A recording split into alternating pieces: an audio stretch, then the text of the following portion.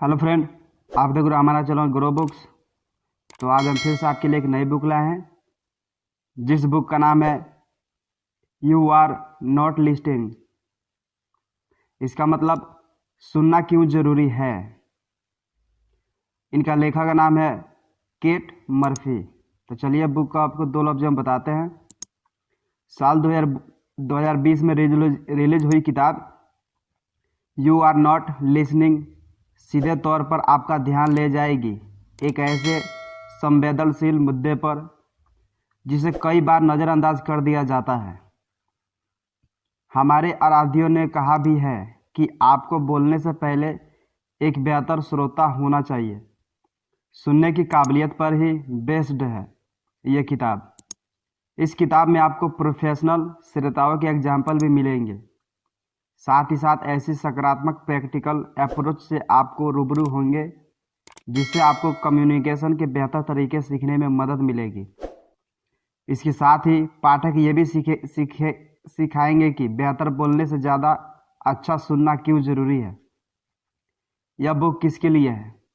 ऐसे कपल जिन्हें अपनी कम्युनिकेशन बेहतर करनी हो, पत्रकार से लेकर प्रोफेशनल लिसनर ऑफ और बिजनेस प्रोफेशनल, हर उस शख्स के लिए जो बेहतर कम्युनिकेशन चाहता हो। अध्याय नंबर 1। आज के दौर में अच्छा सुनने वाले मुश्किल से मिलते हैं। अगर आपसे हम ये कहें कि अच्छा बोलना आसान है बल्कि बेहतर सुनना मुश्किल है, तो क्या आप भरोसा करेंगे? लेकिन ये वाकई सच है। आप तब तक अच्छे वक्ता नहीं बन सकते जब तक आप बेहतर श्रोता ना हो।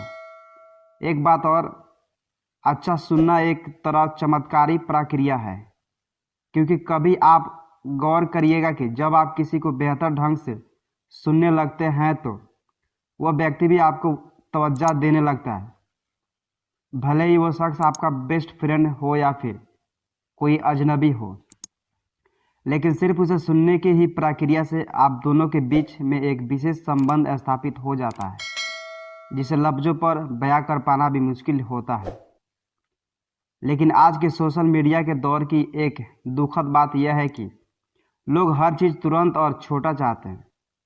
वह किसी कम्युनिकेशन भी फटाक से ख़त्म करना चाहते हैं। इसका परिणाम ये हो रहा है कि सुनने की कला ख़त्म होती जा रही है। लेकिन इसका मतलब ये नहीं है कि अगर चुनौतियां भयानक है तो हम पीछे हट जाए। चुनौतियों का सामना करने के बाद ही कोई सिकंदर तैयार होता है। इसलिए कई प्रोफेशनल लिसनर आज के दौर में भी इस कला से लोगों को लगातार रूबरू करवाने में लगे हुए हैं। उसी का एक प्रयास से ये किताब भी है, जिससे आप एक बेहतर श्रोता बनेंगे। श्रोता बनने के बाद आप अपने आसपास बेहतर पॉजिटिव माहौल भी क्रिएट करेंगे और एक उम्दा शख्सियत बनकर भी दुनिया के सामने आएंगे। अगर हम आज के दौर की बात करें तो आजकल ट्रेंड में है पब्लिक स्पीकिंग की ट्रेनिंग देना। कई प्रोफेशनल भी इस फील्ड में है, लेकिन कोई भी ये बात नहीं बताता कि अच्छा सुना कैसे जाए। हम लगातार अपने आप को सोशल मीडिया की तरफ अग्रसर करते जा रहे हैं। वहाँ भी हम सिर्फ बोलते ही हैं। लेकिन मेरा आपसे एक ही सवाल है, वो ये है कि कब आपको किसी ने अच्छे से सुना था? या फिर क्या आपको याद है कि आपने कब अपने किसी करीबी को ध्यान से सुना था? मोबाइल और कंप्यूटर के इस दौर में जब हम एक दूसरे से ज़्यादा अच्छे से कनेक्ट हो चुके हैं, तब भी एक अजीब सी बात यह है कि लोगों के अंदर अकेलापन और उनकी ज़िंदगी में सुनापन भी बढ़ चुका है। यह भी सोचने वाली बात है। लेकिन क्या आप इस पर विचार करते हैं? आज हम आपने जानने वाले से ज़्यादा अच्छी तरह से और ज़्यादा आसानी से कनेक्ट हो सकते हैं, लेकिन फिर भी क्यों कोई किसी को सुनने को तैयार नहीं है? ऐसी कौन सी भड़ास है जो लोगों को निकालना है? क्यों लोग अकेले होते जा रहे हैं? अगर हम इसी को दूसरे शब्द में कहें तो वो ये होगा कि लोगों को महत्व नहीं मिल रहा जो वो चाहते हैं या जैसा उनको चाहिए। आपको बता दें कि साल 2000 में माइक्रोसॉफ्ट कंपनी ने एक अध्ययन करवाया। उसकी रिपोर्ट में यह निकलकर सामने आया कि लोगों को एक दूसरे को अटेंशन देने के समय में भारी गिरावट देखने को मिली। ये गिरावट 12 सेकेंड से 8 सेकेंड में आ गई। इसका ठीकरा हम किसके सर पर फोड़ेंगे? दुनिया में चारों तरफ बहुत सी ऐसी चीज़ें हैं जिसने आपको कैद करके रखा हुआ है। उसमें से एक वस्तु आपका फ़ोन भी है। इस पूरे सेंटेंस की गहराई में अगर हम पहुंचने की कोशिश करें तो एक बात निकलकर सामने आती है कि हमें अपने आसपास के लोगों के लिए और सेंसिटिव होने की ज़रूरत है। हमें उन पर फोकस करने की ज़रूरत है। हमें उनको सुनने की ज़रूरत है।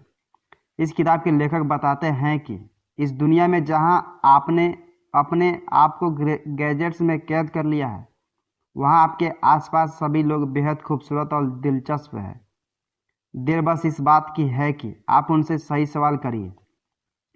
अब सवाल ये उठता है कि आप ऐसा करेंगे कैसे? इसका जवाब भी आपको इस बुक के लेखक ही बताएंगे कि बेहतर श्रोता कैसे बनते हैं। अध्याय नंबर 2, सुनने की अद्भुत क्षमता आपकी लोगों को समझने में मदद करेगी। मिलिट्री इंट्रोगेशन हो या फिर थेरेपी प्रोफेशनल, इनमें अच्छा सुनना एक कला की तरह होता है। किताब के लेखक खुद एक पत्रकार हैं और उन्हें मालूम है कि सुनकर ही बस कैसे किसी भी इंटरव्यू को क्रैक किया जा सकता है। पत्रकार होने के बावजूद वो फंस सी गई जब वो नाओमी हेडरसन से मिली। उनके फील्ड के लोग उन्हें नाओमी के नाम से जानते थे, लेकिन उनके पास 50 वर्ष से भी ज़्यादा का अपने फील्ड का अनुभव था। या तो यूँ कहे कि नाओमी अपने काम में माहिर थी। वो 6000 से भी ज़्यादा ग्रुप में जुड़ी हुई थी। 50,000 से भी ज़्यादा लोग उन्हें जानते थे। नाओमी में कुछ तो खास था जो उन्हें बाकियों से अलग बनाता था। कोई भी उनसे बात करना तो काफ़ी सहज महसूस करता था। आखिर ऐसी कौन सी खास बात थी नाओमी के अंदर? वो बात थी उनका सहज स्वभाव, उनका फोकस। उनके पास हमेशा दूसरों के लिए समय रहता था। उनके चेहरे के भाव ही ये बताने को काफ़ी रहते थे कि उन्हें आपकी बात सुनने में दिलचस्पी है। यही कारण था कि सभी ग्रुप के लोग अपनी बात उनसे कहना चाहते थे। सन 1940 के दौर से ही फोकस ग्रुप एक बड़े व्यवसाय के तौर पर फल फूल रहा था, लेकिन हाल ही के दिनों में उन्हें बिग डेटा रिसर्च से काफ़ी कंपटीशन मिल रहा था। इसके पीछे का कारण था कि बिग डेटा भी क्वालिटी रिसर्च से फोकस ग्रुप की तरह क्वांटिटेटिव रिसर्च की तरफ शिफ्ट कर चुके थे। क्वांटिटेटिव रिसर्च काफ़ी प्रचलित हो रहा था क्योंकि ये आपके सवाल का सीधा जवाब देता था, लेकिन इस प्रोसेस की एक खामी भी थी कि इस सवाल के उत्तर का जवाब इसके पास नहीं था। क्यों और कैसे का जवाब इस प्रोसेस के पास नहीं मिल सकता था। यहाँ अब आपसे जिक्र करना चाहते हैं मैथ्यू सेलगेनिक का। ये है कौन? ये है प्रिंसटन विश्वविद्यालय के सोशियोलॉजी के प्रोफेसर। इन्होंने एक एक्सपेरिमेंट किया। इन्होंने डेटा सेट कंपेयर किया एक दारू पिए हुए आदमी की हरकतों से, जो एक लैंप पोस्ट के नीचे अपनी खोई हुई चाबी खोज रहा था। नाओमी यहाँ कहती है कि चाबी तो उसे ऐसी जगह भी मिल सकती है जहाँ मिलने की उसने उम्मीद भी ना की होगी। क्या पता किसी सफाई कर्मचारी से चाबी दूसरी जगह चली गई हो। इस बात से निष्कर्ष निकालने की कोशिश की जा रही थी कि हमें हमेशा अपने नज़रिया को कई बार बदलकर देखना चाहिए। अपने फोकस को हमेशा दूसरे की बात सुनने में भी लगाना चाहिए। सवाल का जवाब हमें कहीं से भी मिल सकता है। एक अच्छा श्रोता होने के लिए आपको लोगों को समझना पड़ेगा। हमेशा देखा गया है कि काफ़ी जिज्ञासु लोग ही बेहतर श्रोता हुए हैं। गैरी नोसरल FBI से सेवानिवृत्त ऑफिसर इस बात को प्रूव भी करते हैं। नोसनर की एक आदत हुआ करती थी कि जब वो होटल्स में रुका करते थे तो वो वहाँ मौजूद बार में जाते थे और किसी भी अनजान आदमी से बात करने लगते थे। इस बातचीत के पीछे कारण कोई इन्वेस्टिगेशन करना नहीं होता था, बल्कि उनके अंदर जिज्ञासा होती थी दूसरे अनजान आदमी को जानने की। इस तरह से उन्हें कई बार कुछ अच्छी बातें भी पता चल जाती थी। जैसे कि एक बार की बात है, जब उनकी मुलाकात एक सेल्समैन से हुई। उसने उन्हें रस्सी पर चलने की कला के बारे में बताया। इस कला को नोसनर ने सीखा भी था। इसी जिज्ञासा उन्हें काफ़ी मदद उनके प्रोफेशनल में भी की थी, नाओमी की तरह, जो कि एक फोकस ग्रुप एक्सपर्ट थी। लोग उसके पास आकर अपनी चीज़ें शेयर करते थे क्योंकि वह उन्हें सुना करती थी। इसी को आगे ले जाते हुए आपको एक और जिज्ञासु इंसान से मिलवाते हैं। इनका नाम है बैरी मैक्समेंस। ये भी एक इंटेलिजेंस एजेंट है। 9/11 के हमले के बाद तब CIA की तरफ से बैरी मुख्य इन्वेस्टिगेटर के तौर पर काम कर रहे थे। इस दौरान पाकिस्तानी मूल के वैज्ञानिक से उन्होंने पूछताछ की। आदेशा यह था कि उस वैज्ञानिक को कनेक्शन ओसामा बिन लादेन से था। उनका तारीख बड़ा सिंपल सा था और वो बस ध्यान से वैज्ञानिक की बातों को सुनते थे, उसकी बातों पर फोकस करते थे। ऐसा करने से वैज्ञानिक उनके प्रति ऐसा सजग हो गया कि उसने अपनी पूरी कहानी उन्हें बता दी। ओसामा के साथ अपने संबंध भी इनको बता दिए। ये एग्जाम्पल सेट करता था कि हर बार बस कुछ कहना जरूरी नहीं होता। कभी कभी आपका सुनना भी इतना कुछ कर जाता है कि हर एक मुसीबत का हल निकल जाता है। इसलिए बोलने से पहले सुनने की कला इंसान को सीखनी चाहिए। इसको और समझने के लिए हम एक सोचते हैं कि मान लीजिए आपको किसी दोस्त ने अपनी नौकरी खो दी। अब वो कितना डिस्टर्ब होगा, उसे बस बहुत कुछ किसी से शेयर करना होगा जो उसे ध्यान से सुन सके। जी हाँ, बस सुन सके। कई बार आप बस किसी को सुनकर ही उसके दिक्कतों को कम कर सकते हैं। This is the power of listening. अध्याय नंबर 3। कभी ये मत दिखाओ कि आप वो जानते हो जो सामने वाला क्या कहने वाला है। आप किसी से भी बात करो, हो सकता है कि आप उसे पहले से जानते हो सकता है कि वो आपसे पूरी तरह से अनजान हो। अधिकतर लोग अनजान लोगों से ही बात करना पसंद करते हैं। करीबियों से बात करने पर बायस्डनेस हो सकती है। मनोचिकित्सक जूडिथ कोच इस बारे में बताते हैं कि वो काफ़ी समय से कपल से बात कर रहे हैं। कपल्स उनसे रिलेशनशिप इश्यू को लेकर भी बात करते हैं। उन्होंने ऑब्जर्व किया है कि कपल जो बातें एक दूसरे से भी नहीं कहते, वो बातें उन्हें बताते हैं। कई ऐसी समस्याएं हैं जो उन्हें सिर्फ सुनकर ही उस समस्या को ख़त्म किया है। जूडिथ बताते हैं कि दिक्कत यहाँ आती है कि हम सोच लेते हैं कि हमें अपने पार्टनर को अच्छे से जानते हैं, लेकिन रिलेशनशिप जैसे जैसे पुरानी होती है, दिक्कतें बढ़ती ही जाती है। एक बात हमें समझनी चाहिए कि आपका पास्ट कभी भी आपके प्रेजेंट का इलाज नहीं हो सकता। लोग अपने पार्टनर से लगातार बोल बोल कर ही प्रॉब्लम सॉल्व करना चाहते हैं, लेकिन ऐसे हल नहीं निकलने वाला। हमें समझना पड़ेगा कि अब वक्त आ गया है सुनने का। एक बार दिल से अपने खास को सुनकर तो देखिए, सारी दिक्कतें खत्म हो जाएगी। एक बात और यहाँ गौर करने वाली है कि लोग सुनना तो चाहते हैं। अधिकतर लोग अजनबियों को सुनना चाहते हैं, लेकिन उसको सुनने से पहले ही वो अपनी मानसिकता तय कर चुके होते हैं कि अगर कोई इंसान गे है तो उसकी सोच क्या होगी। आदमी है तो ऐसे बोलेगा, औरत है तो ये सोचती होगी इस जगह से कि, तो इसकी ऐसी सोच होगी। लेकिन यहाँ पर हमको एक चीज़ समझनी चाहिए जो हमें लेखक समझाने की कोशिश में है कि हर इंसान अपने आप में एक जादू की तरह है जिसके पास आपके लिए बहुत कुछ नया है। ज़रूरत तो बस नज़रिया बदलने की। एक बार बदल कर देखिए, आप खुद दुनिया बदल सकते हैं। इसका निष्कर्ष ये निकलता है कि हमें पहले से कभी किसी को जज नहीं करना चाहिए और ना ही ये सोच लेना चाहिए कि सामने वाला जो बोल रहा है मुझे सब पता है। कई बार आपको अनजान राह पर ही मंजिल मिल जाती है। नहीं भी मिले तो इस खूबसूरत सी दुनिया को देखने और समझने की सीख जरूर मिलेगी। जीते रहिए, लोगों को सुनते रहिए।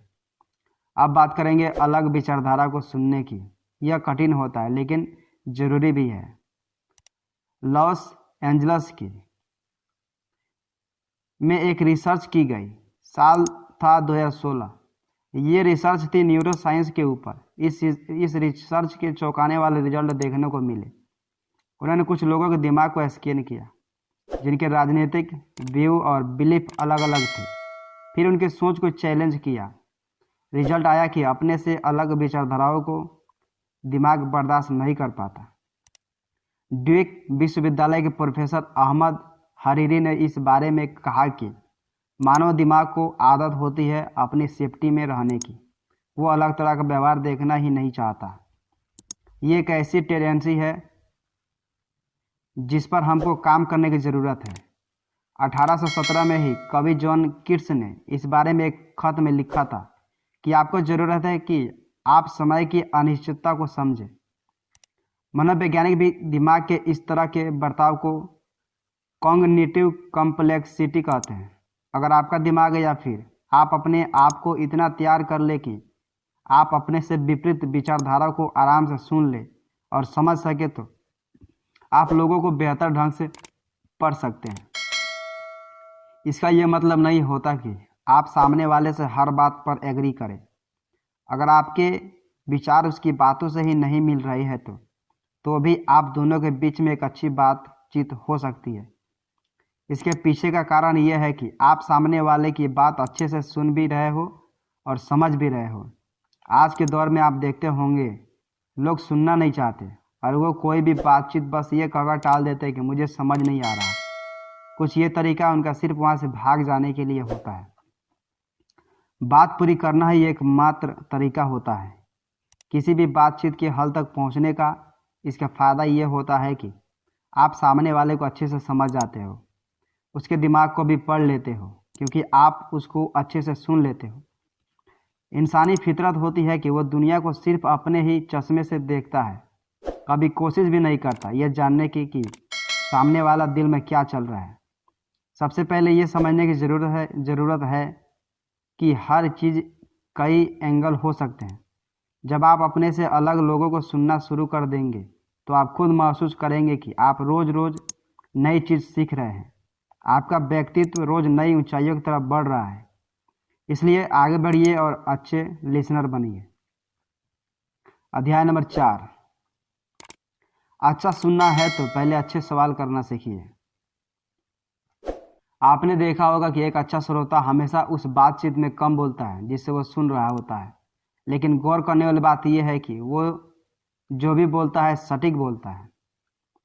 चार्ल्स डर्बर बोस्टन कॉलेज में सोशियोलॉजी पढ़ाते हैं। वो कहते हैं कि किसी भी बातचीत की प्रक्रिया को दो तरीके से हम देख सकते हैं। एक है स्पॉट तरीका और दूसरा है शिफ्ट तरीका।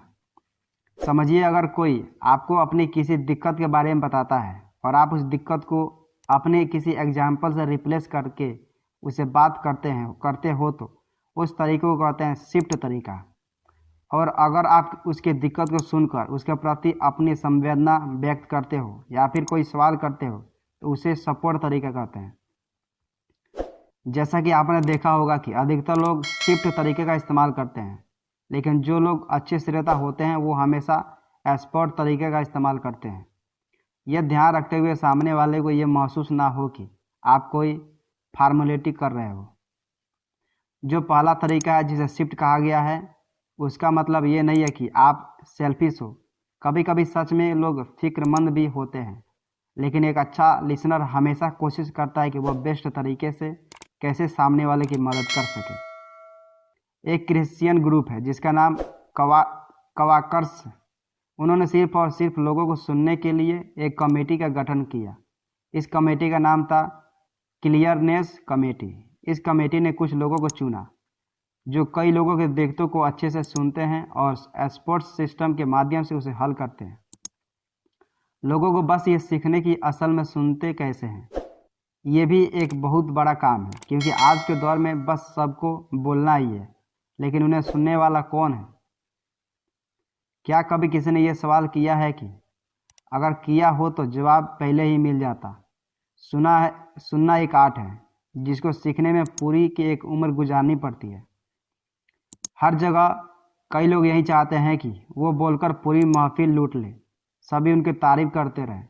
कॉमेडी शो भी हो तो कॉमेडियन भी जोक्स की बहार लगाकर खुद को शहंशाह से कम नहीं समझता। लेकिन यहाँ हमें ये समझना पड़ेगा कि सबसे पहले बड़े वो लोग हैं जो आपको सुन रहे हैं। सुनना भी एक बहुत बड़ी स्किल है। डायरेक्टर मैड होवड़े एक ट्रेनिंग प्रोग्राम चलाते हैं। ये शुरुआती दौर के स्टोरी टेलर्स के लिए होता है। यहाँ लोग कहानियाँ सुनते हैं। होवड़े कहानी और कहानीकार दोनों के बीच का अंतर भी बताते हैं। वो बताते हैं कि कहानीकार होने के लिए भी आपको बेहतर सुनना सीखना पड़ेगा, क्योंकि अगर आप ये नहीं सीख पाओगे तो आप बेसिक चीज़ से भी भटक जाओगे, आपके अंदर ज्ञान की कमी हो जाएगी। पहले सुनिए, फिर सुनाने के लिए तैयार हो जाइए। होवार्ड बताते हैं कि बेहतर सुनने की कला के लिए जब हम किसी का लेक्चर सुन रहे होते हैं तो हमें अंदर से भी शांत भी रहना चाहिए। हमें अति उत्साही नहीं होनी चाहिए। अगर ऐसा होगा तो आप आगे की लीग मिस कर दोगे। वो कहते हैं कि आज के समय की दिक्कत ये है कि लोग जल्दी सुनकर सब खत्म करना चाहते हैं। शांत रहने से आप डरिए मत। ये शांति आपको एक अच्छे व्यक्तित्व के तौर पर निखार कर सामने लाएगी। अध्याय नंबर 5। सुनना बहुत कठिन काम है, लेकिन कठिन कार्य से ही सफलता मिलती है। अभी तक हमने जितने भी बात की उससे आप समझ चुके होंगे कि सुनना सरल तो नहीं है। सुनना सिर्फ आपको तब तक नहीं है जब दूसरा बोले, बल्कि तब भी है जब आप खुद बोले। अगर आप कहानी में सुना रहे हैं तो पहले अपनी जनता की नब्ज को पकड़िए कि वो असल में क्या सुनना चाहती है। आपसे आप कहाँ जा रहा हो, किस राह जा रहे हो, सुनो आपने आपको, फिर फैसला करो। अगर आपको अच्छा कम्युनिकेटर बनना है तो सुनने के साथ बॉडी लैंग्वेज को पढ़ना भी सीखना पड़ेगा। ये भी बेहद ज़रूरी है। तो अब सवाल उठता है कि अगर आपके पास सुनने की क्षमता कम है तो आप क्या करें। सबसे पहले एक ब्रेक लीजिए, फ्रेश हो जाइए। किसी भी काम की शुरुआत आधी एनर्जी से मत करिए, क्योंकि सुनना तो एक आर्ट है। एक बेहतरीन श्रोता बनने के लिए सबसे पहले आपको खुद को अच्छे से जानना होगा, अपनी कमजोरियों को ख़त्म करना होगा, खुद के ऊपर काम करना होगा। ये एक कठिन रास्ता है, इतना सरल नहीं है कि मिठाई उठाई और खा ली। अच्छा सुनने से पहले थोड़ा अच्छा पढ़ने की भी आदत डालिए। ये क्रिया एक दिन की नहीं है, ये पूरी प्रोसेस है जिसके द्वारा आप एक बेहतर इंसान बनोगे और खुश रहोगे। कुल मिलाकर अब आते हैं इस पूरी समरी की समरी पर। यह भी उतना ही जरूरी है जितना इस समरी का एक एक शब्द था। सुनिए, आज के मॉडर्न दौर में जिसे डिजिटल वर्ल्ड भी कहा जाता है, वहाँ किसी को भी या फिर किसी के लिए भी सुनने की क्रिया बहुत ज़्यादा कठिन है। लेकिन एक बात आप गांठ बांध लीजिए कि अगर आपने इस कला में महारत हासिल कर ले तो फिर चाहे आप पत्रकार हो या सरकारी अधिकारी, आपके व्यक्तित्व की अलग ही पहचान बनेगी। लोग आपसे जुड़ेंगे, आपको पसंद करेंगे, लेकिन इसके लिए आपको खुद से ईमानदार होना पड़ेगा, और उससे भी जिसको आप सुना रहे हो। इससे आप खुद के लिए भी पूरे समाज के लिए एक बेहतर माहौल बनाने में कामयाब होंगे। आपका व्यक्तित्व भी एक सोने की तरह हो जाएगा, जिसको जितनी बार भी ख़त्म किया जाए लेकिन वह कभी ख़त्म हो ही नहीं सकता, क्योंकि आप आत्मा से मजबूत हो चुके हो। क्या करें? श्रोता बनना और सवाल की शुरुआत कहाँ से करें? तो इसका जवाब है अपने घर से ही करिए। जो आपसे सबसे पहले करीब हो, पहले उसे सुनिए, बहुत कुछ नया मिलेगा। आपको कभी आजमा कर देखिएगा, सामने वाले के शरीर से लेकर आवाज़ तक को सुनने की कोशिश करिएगा। बहुत बड़ी कला आप सीखने वाले हैं, सुनने की कला। आप इसके लिए खुद को शुक्रिया भी कहेंगे।